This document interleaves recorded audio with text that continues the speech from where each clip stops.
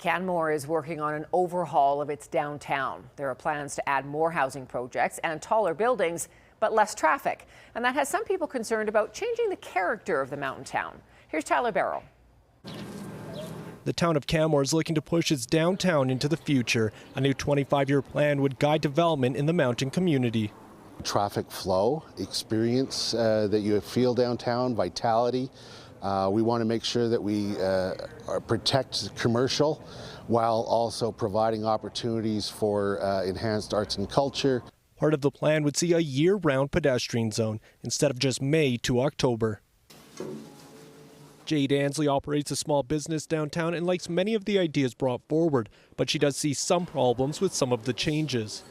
I don't think that removing the traffic and parking from Main Street during the winter months is going to be feasible for our locals. We have an aging demographic here.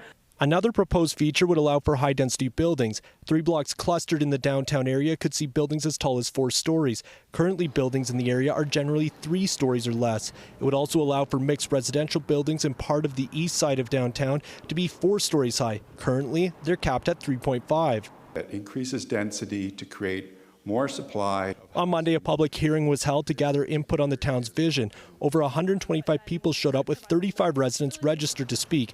Many of those who showed up don't like the idea of taller buildings.